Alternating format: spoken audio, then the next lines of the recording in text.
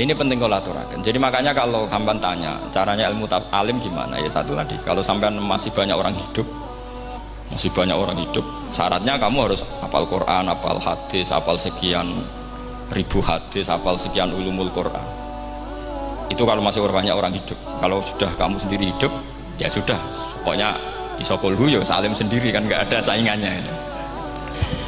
Makanya kata Sayyid Muhammad, beliau mengatakan, kita meyakini umumal hisab ya berdasar dzahiril Quran, kita menafikan umumal hisab, bahwa hisab hanya yahtassul liqaumin duna qaumin juga berdasar dzahiril Quran. Kita percaya semua mayat ditanya mungkar nangkir ya berdasar dzahiril ahadis. Kita tidak mengumumkan teks ini juga berdasar dzahiril ahadis, karena malaikat mungkar nangkir juga malaikat, berarti dia kena aturan kalau ketemu para wali Allah takhafu wala tahzan. Faham sih kalau maksudnya? Ini penting kalau aturakan. Jadi makanya aspek ya, sampai bisa memulai kalau ingin jadi orang alim tafsir, bisa mulai dari yang mudah saja, yang fikih saja. Makanya kata Imam Ghazali, kenapa Mu'tazilah jadi segoblok itu? Karena dia tertipu oleh umumatul Quran, oleh teks-teks umum. Dia tidak tahu mukhasisnya. Padahal setiap ayat umum itu pasti ada mukhasis. Misalnya begini ya, kalau kamu maknanya fikih saja, contoh yang paling mudah familiar itu fikih ya. Misalnya kita ngaji Quran, wal mutallaqatu yatarabbasna bi anfusihinna salasata quru. Kalau orang dicerai, itu iddahnya itu 3 kali masa nopo suci. Apakah aturan iddah seperti ini hal hadhil iddah amatun likulli mutallaqatin am li mutallaqatin makhsusah? Apa ini semua mutallaqah iddahnya pasti salah satu quru, apa orang tertentu? Ya enggak, asal dia mutallaqah pasti iddahnya salah satu quru. Anda goblok, Anda salah besar. Kalau misalnya yang dicerai adalah orang hamil, iddahnya apa? Salah satu quru apa watil hamli? Watil hamli. Kita butuh ayat lain, wa ulatul ahmali ajaluhunna ayyadna hamlahu. Sama seperti kita ngaji, walladzina yatawaffawna minkum wa yadharuna azwajan yatarabbasna bi anfusina arba'ata asyhurin wa asyra. Asal wanita ditinggal mati suaminya, maka iddahnya 4 bulan 10. Apa semuanya demikian? Enggak. Misalnya orang hamil iddahnya biwatil hamil. Artinya kalau Anda tertipu umumatil Quran, berarti Anda sama dengan menghukumi orang ditolak semua iddahnya salah satu guru. Sama misalnya orang sekarang dalil-dalil wa may yatawallahum minkum fa innahu minhum. Kalau berkawan orang kafir, maka dia menjadi kafir. Itu kan fatal. Semua nabi ya berkawan orang kafir, karena dakwahnya memang sama orang kafir. Lo coba, andai kan sampai hafal Quran, itu sama teori itu tuh mungkin menyedihkan. Coba istilahnya Quran, wadhkur akho'a wa ila adin akhawum huda wa ila samuda akhawum. Terus semua umatnya yang kafir disebut akhawum. Akhaw itu artinya apa? Saudara. Mereka ya berkawan sama orang kafir. Makanya butuh analisis fikih untuk maknani wa may yatawallahu minkum fa innahu. Setelah dianalisis fikih, ternyata semua nabi diistilahkan wa ila madyan akhahum syuaiba wa ila adin akhahum huda. Akhaw itu artinya apa? Saudara. Kalau sampean tanya, lalu logikanya gimana? Kata kitab-kitab kan wa in kana dasarin fajanibu suratan, kalau ada teman buruk jauhi, kalau teman baik temani. Kalau cara usul fikih gampang, kancanan maling dosa, wong kok kancane maling, tapi nak dakwai maling apik kan? Aku ora ngancani kok dakwai dandani, selesai kan? Ngancani maling elek, nak dakwai maling apik. Demenan rodo elek, nak didik apik kan, itu seperti itu. Nah, ini penting kalau aturakan. Dan di sini ini makanya NU itu punya sejarah panjang, banyak wali-wali yang jadab, yang coro zahir itu kancanan orang fasik-fasik. Orang syariat bingung, ini wali kok berteman orang fasik. Ya kalau kamu bahasakan teman ya masalah, kalau kamu bahasakan ini binaan, enggak, sama jawab saja. Kalau dibahasakan teman masalah, enggak masalah kan, tapi kalau dibahasakan itu binaan selesai kan. Sama, Nabi berkawan orang kafir itu tidak karena berkawan, itu binaan Nabi. Memang Nabi itu jadi Nabi, objeknya adalah mengislamkan orang kafir. Ya berlama-lama Nabi dialek dengan mereka, muasyarah sama mereka. Bahkan Nabi diharuskan bersikap baik sama mereka. Itu yang disebut fabima rahmatim minallahi lintalahum walau kunta fadzan ghalidhal qalbi lan faddu min hawlik. Tapi sekarang itu orang sudah tidak pakai ilmu. Orang-orang radikalisme itu nggak pakai usul fikih. Pokoknya kalau ada ayat terjemahnya gini ya sudah itu jadi madhab. Akhirnya kecelakaan seperti ini. Pokoknya kalau ada ayat faqtulul musyrikina haitsu wajadtumuhum wa khuduhum wahsuruhum waq'udu lahum kulla marsad. Sudah hafalnya ayat itu saja. Dia tidak mau ngapalkan misalnya qatilul ladzina yuqatilunakum. Ada ayat lagi wa akhrijuhum yamin haitsu akhrajuhum. Sehingga ulama kita membagi kafir itu ada harbi, kita musuhi, ada zimmi, ada muahad, ada musta'man. Itu ulama karena tahu tidak semua orang kafir itu harbi, tidak semuanya zimmi, tidak semuanya muahad, tidak semuanya musta'man. Kalau harbi oke, kita perang, kalau zimmi ya kita bina, kalau muahad ya sesuai perjanjian kita, kompensasinya apa, MOU-nya kayak apa. Tapi apalnya mereka ayat satu tema. Nah celakanya kita yang ngaji di pondok-pondok yang katanya spesialis ingin alim tafsir, apalnya ya satu ayat juga. Wah itu kan satu ayat versus satu ayat, itu ngeri. Makanya kalau sama tanya saya ini, katanya di acara ini sama tanya gimana caranya jadi ahli tafsir, saya jawab gampang. Katanya itu hafal Quran, hafal hadis, terus hafal ulumul Quran. Ya misalnya Nadoman ya Faidul Khobir lah. Kalau kitab Nasar ya minimal itu setengah lanya itkon lah. Kalau nggak lanya-lanya amat ya agak lanya. Karena kitab tafsir itu gampang, teorinya itu mudah sekali. Misalnya al-ibratu bi umumil lafzi la bi khususis sebab. Itu sama dengan kayak kaidah fikih. Karena kalau kaidah fikih itu saya itu pernah dibisui kiai itu. Ini kisah nyata itu. Dibisui kiai itu. Pas basul masail dulu saya itu masih sering mau basul masail. Tadi mun pensiun mun boten niku. Dulu saya dengan Gus Zofur putrane Mbah Mun itu sering makili Pondok Anwar basul masail fikih. Tapi tidak tahu ceritanya Gus Zofur jadi dokter tafsir, saya juga kok ya tahu-tahu menekuni tafsir. Lama-lama orang itu lupa status saya yang fakih ya. Makanya saya itu ya kadang eman gitu karena ini status penting juga. Tapi status fikih itu kadang memang menyesatkan. Karena begini, itu dulu pernah ada basul masail itu begini. Ini kisah nyata ini. Ada desainer baju putri untuk putri, anak putri. Kemudian desainer itu menciptakan satu celana pendek atau celana seperempat. Dengan desain ini pasti kalau dipakai itu auratnya itu kelihatan. Bagaimana hukumnya desainer ini? Apa termasuk mimman sarro'a as-sayyi'ata? Karena terjadi kasfil aurat. Apa enggak?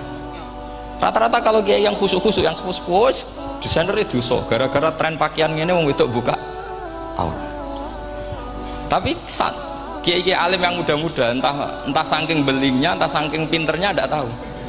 Bilang begini, Pak Yai, yang didesain apa? Ya celana itu. Lalu celana itu fungsinya nutupi apa buka aurat? Ya nutupi. Lu kan lumayan urun nutupi. Kalau haram ya dicopot, lu kan malah parah itu. Bingung kayaknya. Sampai bilang gini, wah semanis. Itu kan makanya ini guyon ilmiah. Repotnya ngadepi orang alim muda itu kan mbok gedhingi ku ilmiah, mbok senengi fase.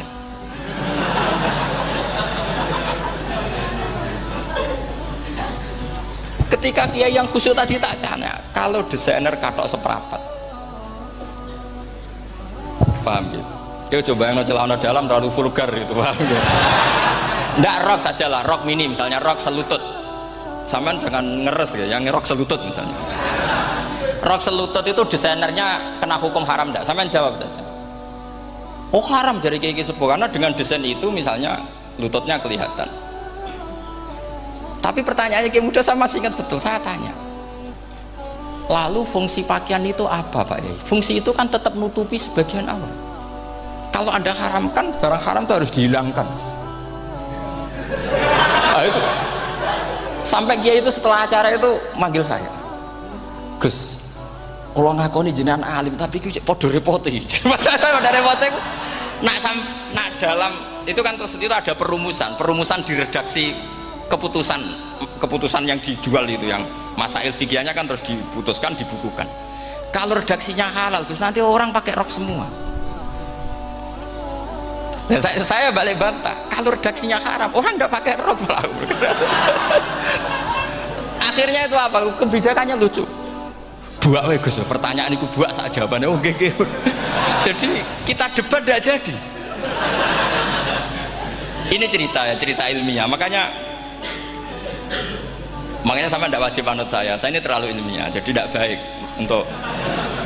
untuk kehidupan kesalian, kurang baik. Jadi ini, tapi ini ilmu, tetap kaidahnya fikih ma la yudraku kulluh la yudraku kulluh.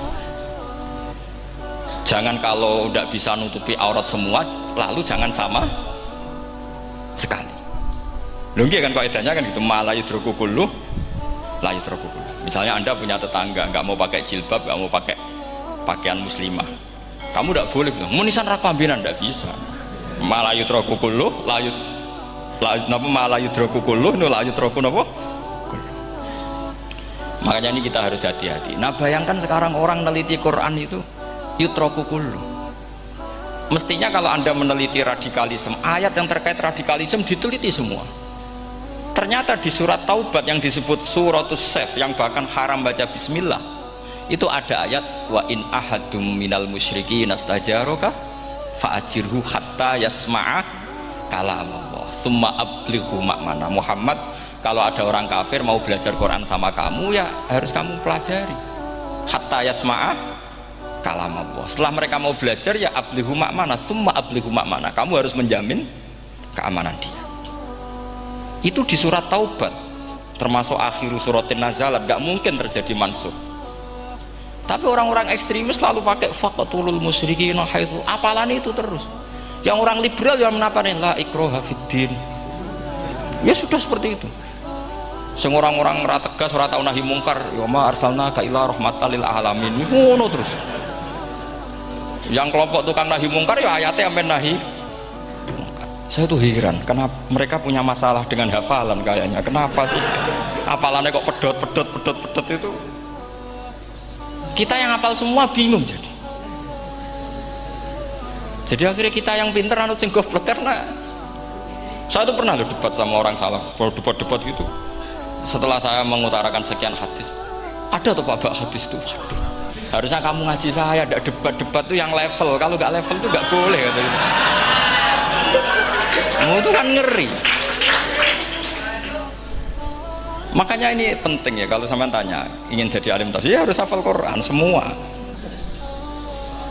Nah, kalau tidak mungkin yang nunggu orang semua mati baru Anda jadi ahli tafsir, karena tidak ada musuhnya.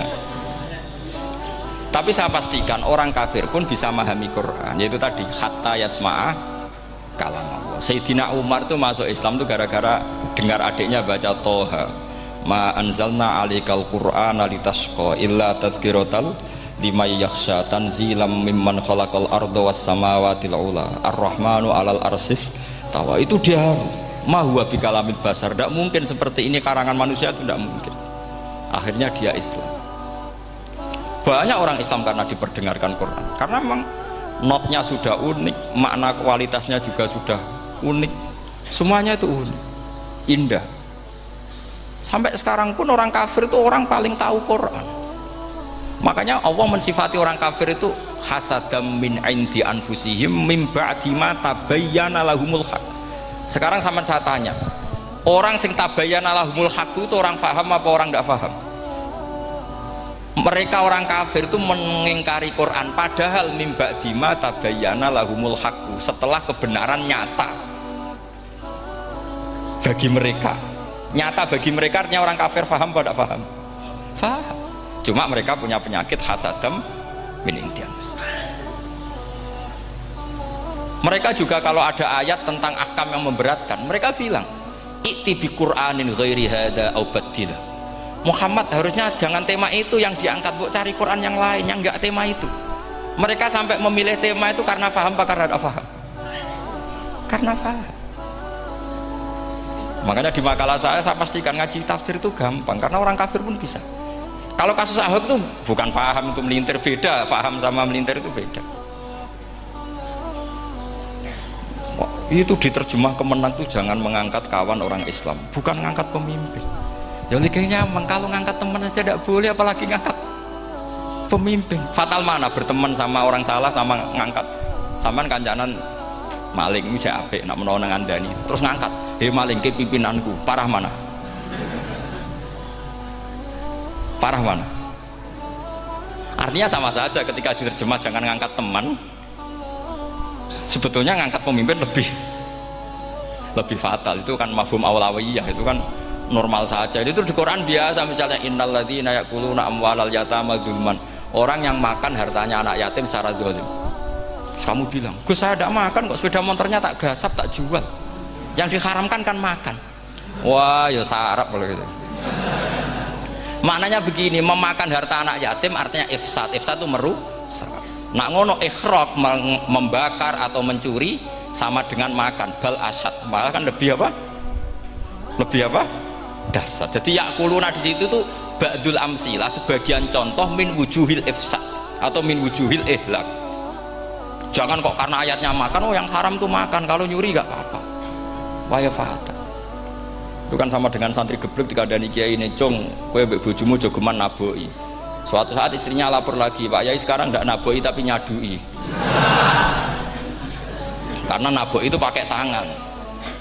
Mereka pertama dilaporkan kiainya, "Pak Yai, suami saya itu sering memukulin saya pakai tangan gini.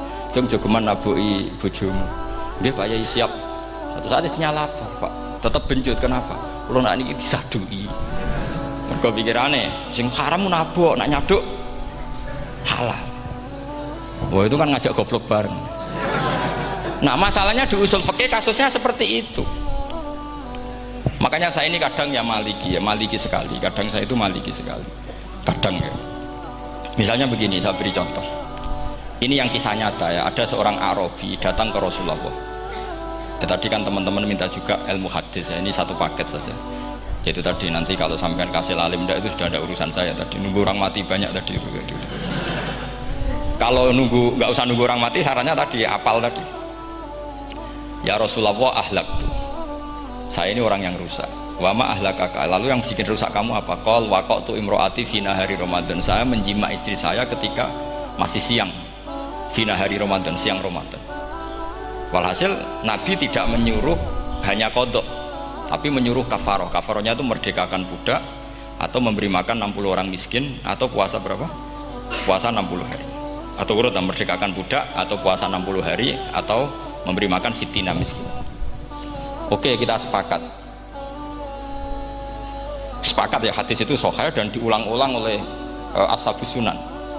Oke, riwayatnya nggak masalah. Sekarang kita analisis maknanya. Sekarang sampean saya tanya, kalau anda misalnya sekarang jam berapa ini? Misalnya sekarang jam 9 kurang seperempat Ramadan, terus anda rokok atau anda ngopi, kepengen ngopi terus ngopi tanpa udzurun syar'iyyin, anda hanya wajib qadha apa bayar kafarah? Nggak, sampean jawab. Rata-rata kiai kita, oh mau wajib qadha Gus karena gak jima. Sing seru kafarah itu nak jima. Kan ngombe kopi be jima beda.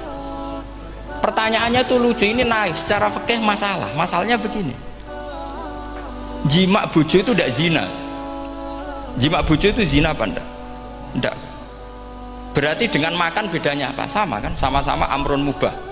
Sesuatu yang boleh. Kenapa hukumannya berat? Makanya kata Imam Malik, enggak itu nilainya. Nilainya adalah hadku hurmati Ramadan bi ghairi udhrin syar'iyyin. Makanya kata Imam Malik, siapapun yang makan fina hari Ramadan, iftar apapun fina hari Ramadan bi ghairi udhrin syar'iyyin, maka hukumnya sama dengan jima fina hari Ramadan. Karena sama-sama ihlak ifsad hurmata Ramadan bi ghairi udhrin syar'iyyin. Loh, enggak, ini ilmiah. Kamu udah harus cocok, tapi otak kamu harus percaya. Loh iya kan, beda kan. Saya secara nafsu tidak cocok, cek berarti. Tapi ilmiah saya setuju.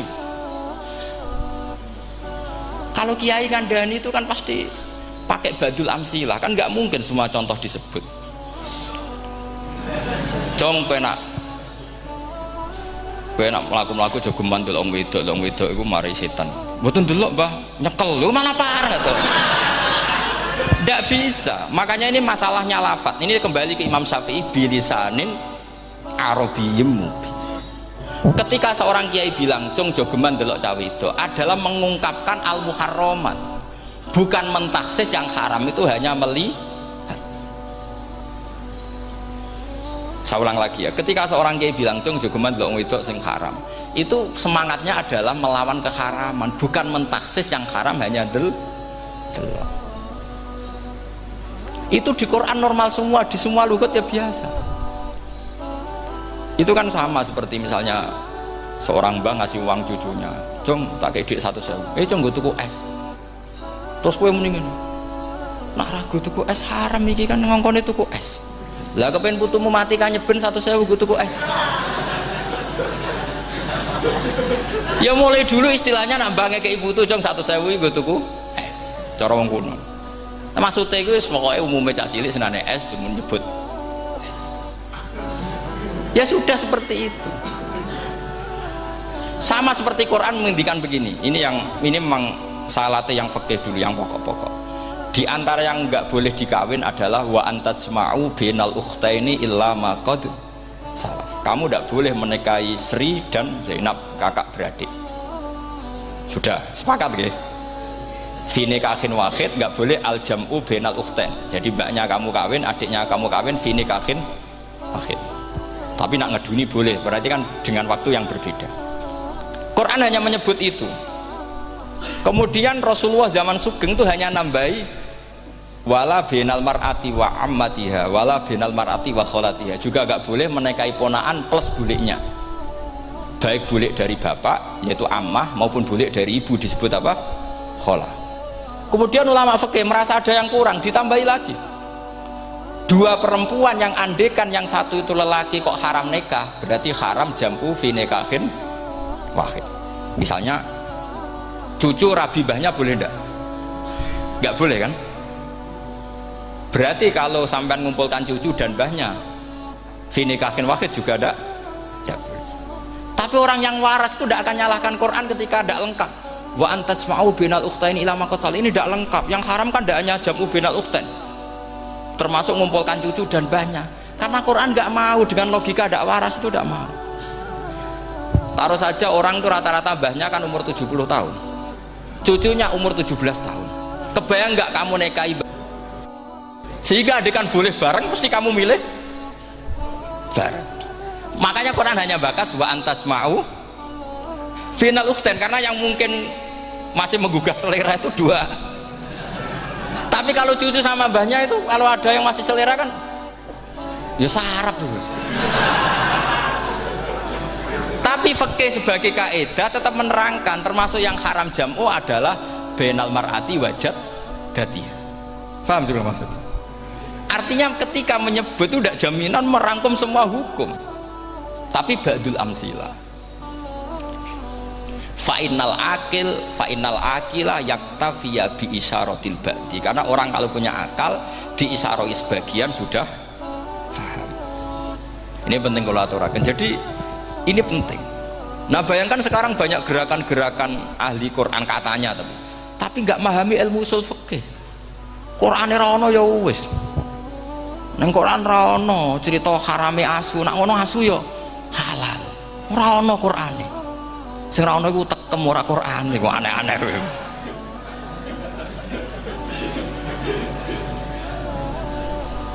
Itu kan sama terus sampean misalnya tadi jam 09.00 Ramadan tambah uzurin syariyin terus mangan mie rokokan. Itu kan melecehkan Ramadan biguri uzurin syariyin, karena melecehkan hurmatan Ramadan kena sanksi separah itu. Jangan kamu terus bilang tapi Nabi hanya bilang masalah jima fi nahar Ramadan. Jima istri itu hukumnya itu tidak zina, hukumnya itu mubah, sama dengan makan. Ini cara madhab Maliki, tapi kita alhamdulillah madhab Syafi'i. Ya itu masalahnya. Berhubung itu menguntungkan sami'na wa ta'na.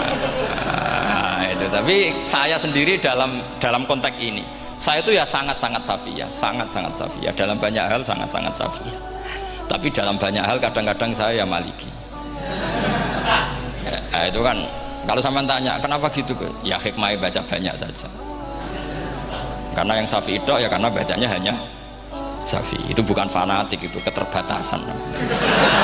Jadi itu beda, ada itu namanya nggak fanatik, itu keterbatasan. Itu beda sekali. Jadi kita harus ngaji yang banyak. Saya termasuk utang ya sama Imam Syafi'i itu baca kitab Ar-Risalah itu kitab yang kadang satu ulama baca sampai 500 kali. Yaitu Imam Syafi'i itu dalam kitab Risalah itu begini, ini termasuk ulumul Quran yang paling penting. Muqaddimahnya begini, wan nasu sinfani min awalil amri, wan nasu sinfani. Ketika Rasulullah datang membawa Quran itu manusia hanya ada dua, al kuffar sing dari jenis ahli kitab dan kuffar dari jenis yang tidak ahli kitab. Bahkan tidak ada orang Islam zaman itu. Pertama Nabi jadi Nabi itu adakah pendengar yang Muslim? Kan tidak ada, semuanya ahli kitab. Makanya susah kalau Quran kamu analisis korbannya orang Islam tuh, kata Ibnu Umar tuh lucu. Dulu tuh mukhatabnya tuh orang kafir, jelas kuliah ayyuhal kafir. Ya ayyuhan nasu ubudu rabbakum alladzi khalaqakum. Jelas orang kafir. Karena orang Islam nggak mungkin dikhatabi ubudu rabbakum. Makanya Imam Suyuti kalau nafsir itu ngeper ubudu rabbakum wahiduhu. Tapi kalau mukhatabnya orang Islam dawimu alal ibadah atau dawimu alat tauhid. Karena dia tahu kalau mukhatabnya orang kafir ubudu ya masih wahidu. Kalau sudah Islam kok dikhitabi ubudu mudawamah alal ibadah. Itu saking alimnya Imam Suyuti. Ini saya teruskan. Kalau mukhatabnya itu orang kafir ahli kitab, itu kemungkinannya ya dua cara mereaksi Quran. Yaitu disebut lam yakunil ladzina kafaru min ahlil kitabi wal musyrikina munfakina hatta ta'tiyahumul. Jadi lam yakunil ladzina kafaru, jelas kafaru itu umum. Kemudian ditafsir kafaru itu ada yang min ahlil kitabi, berarti kafaru yang jenis Yahudi Nasrani. Ada kafaru yang min ahlil kitabi wal musyrikin, kafaru yang jenis musyrikin, yaitu kafir Mekah. Karena cara kaidah nahwu al-atfu yaqtadi taghayyur, kalau ada ataf pasti konteksnya beda.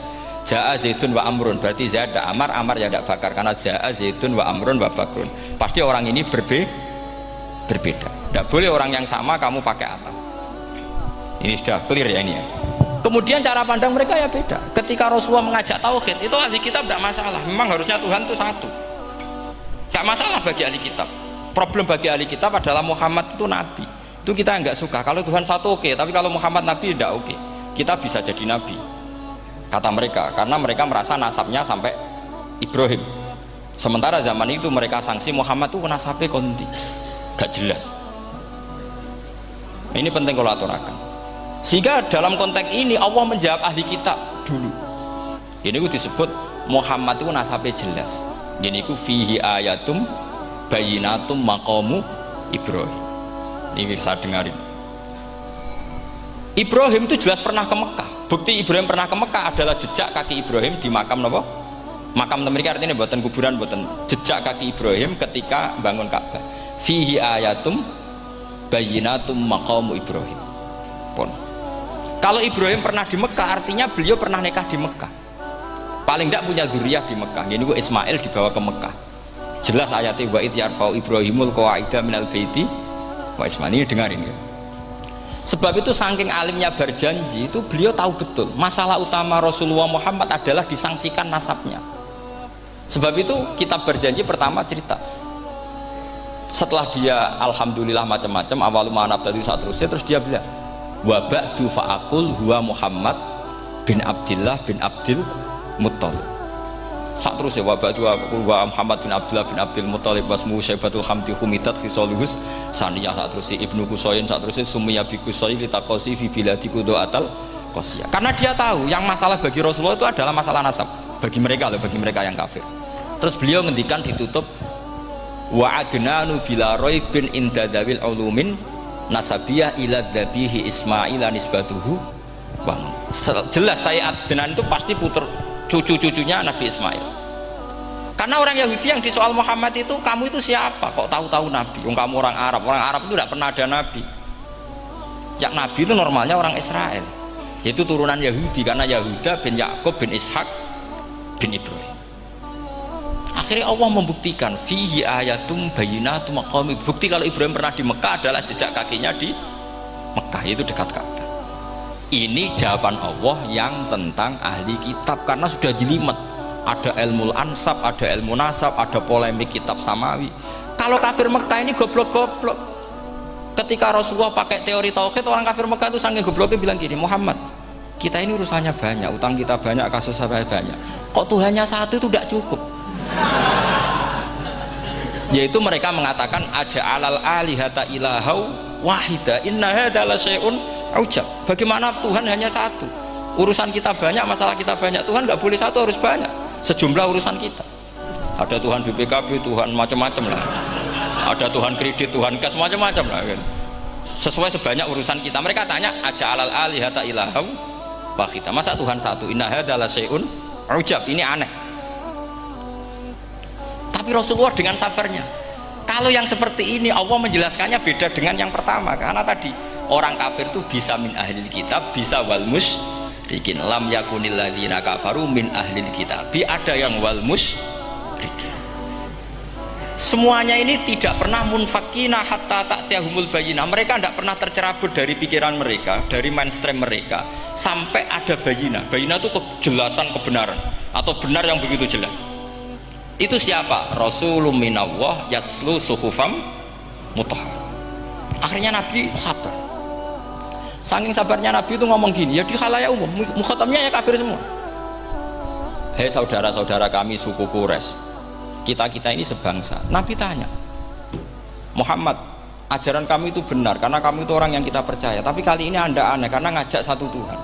Itu tidak mungkin, urusan kita banyak, satu Tuhan tidak mungkin. Tuhan harus banyak. Kita punya 3 aja kurang banyak, kan banyak punya Lata, Uzza, Hubal. Rasulullah dengan sabarnya ngendikan gini, hei kaumku, kalau kamu jadi pembantu, jadi buruh, senang mana punya majikan banyak sama majikan satu. Kalau majikannya banyak, itu perintahnya beda-beda, seleranya semua harus kamu lakoni, semua harus kamu taklui, karena kamu harus nurut. Wah ya repot mat kalau di majikan banyak, ngerepoti mesti. Rasulullah tinggal nimpali, Tuhan kamu itu majikan kamu. Kalau Tuhannya banyak, perintahnya ya banyak, seleranya beda-beda. Kamu bingung nggak? Wah ya bingung, ya sudahlah mat satu aja. Akhirnya mereka masuk Islam. Nah itu disebut Nabi itu fatona, punya kecerdasan artikulatif. Kalau menjelaskan itu masuk akal. Nah itu disebut dorobawahu matalar rojulan fihi syuraka'u mutasyakisuna wa rojulan salamal lirojul hal yastawiyani masalah alhamdulillah. Nah ini penting. Allah membuat satu perumpamaan bagaimana ada satu pembantu yang punya majikan banyak, yang berbeda-beda seleranya, berbeda-beda perintahnya, dengan kalau hanya satu majikan. Apakah sama? Mereka jawab tidak sama, enak punya satu majikan. Begitulah Tuhan kamu, harusnya satu. Jadi artinya gini, kalau kamu ngaji ulumul Quran, kamu harus tahu ini khitab ke kafir. Kafir yang mana? Ahli kitab atau kafir yang musyrik? Nah sekarang tidak tahu lagi, pokoknya kafir. Makanya kalau orang berdebat dengan mereka itu tidak goblok. Waduh. Makanya sama tidak usah ketularan goblok, sing pun gimpun, sing goblok ora usah ditambahi mun kathah dan ini pun. Ya karena kita ngaji jelas Qurannya kan lam yakunil ladzina kafaru, itu masih ada min lil bayaniyah atau min li bayanil jinsi. Kafaru itu sopo? Siji min ahlil kitab, 2 kafaru sing wal musyrikin. Dua-duanya tidak pernah munfakina hatta ta'tiyahumul bayyinah. Mereka tidak akan tercerabut dari pikirannya sehingga ada bayyinah. Bayyinah itu siapa? Rasulun minallah yatslu sufam. Nah ketika Nabi menjelaskan asal usul nasabnya bahwa Sayyid Adnan itu ila Ismail, Ismail jelas putra Nabi Ibrahim, mereka terus baru iman karena ada fihi ayatum bayyinatum maqamun apa Ibrahim.